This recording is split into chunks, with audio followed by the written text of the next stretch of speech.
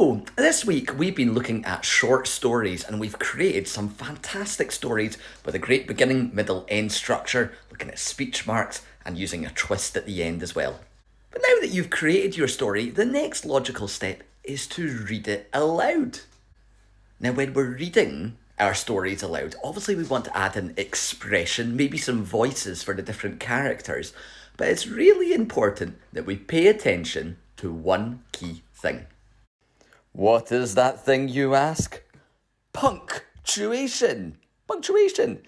Pause the video and think, how many different types of punctuation can you think of? Right, you definitely paused the video before I launch into this. Okay, punctuation. We've got full stops. We've got commas. There are question marks, if someone is asking a question. There's exclamation marks for when something dramatic happens. We've got speech marks to show that somebody's talking. We've got ellipsis, also known as dun, dun, dun. What's going to happen next? And finally, something we've briefly looked at in Primary 3 is brackets. Words can go in brackets as like an aside or an extra bit of information. Now, when you're reading aloud, it's really important that you pay attention to that punctuation and adjust your voice accordingly. That means that you slow down, you stop, you emphasise, you change your voice when you see that punctuation. And so a fun way to practice reading with all this punctuation is to write out the alphabet. Now, with my alphabet, if I was to read it out, I could do it with capital letters or with our sounds. I'm going to do it with sounds. If I was to read it out without any punctuation, it would sound a bit like this. A, B, K, D, E, F, G, H, I, J, K, L, N. I think you could agree that I sound like a robot when I'm reading it that way. And of course, we don't want that when we're reading aloud. We want to put in some excitement into it. We want to engage the reader, get the audience listening to what we've got to say.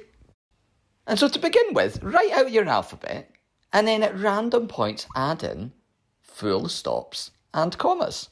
So for example, I might put a full stop in here, D, E, F, and then another full stop down here, I, J, K, maybe a full stop there, L, comma, and a comma there as well. Right, so I've added in some punctuation now. Let's see what this reads like.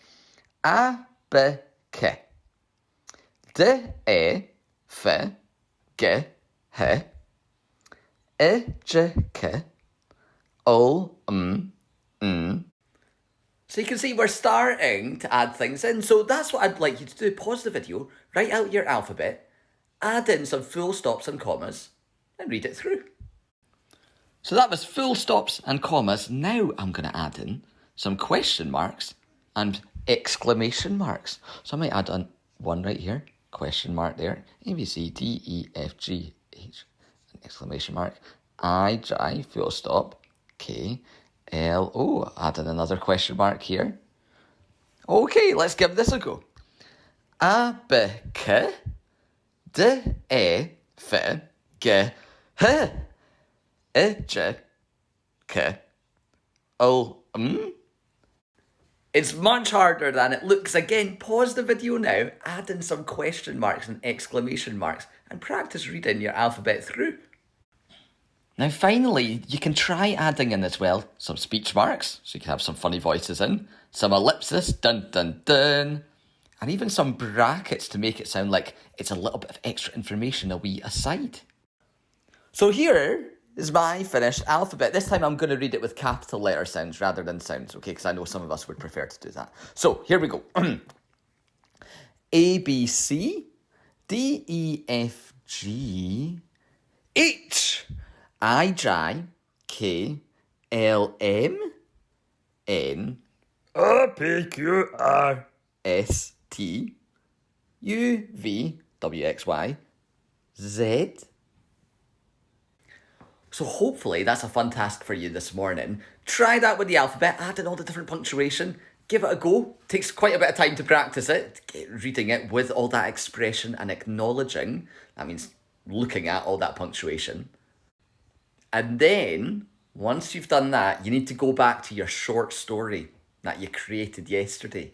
You need to read that aloud with expression and looking and acknowledging all that punctuation.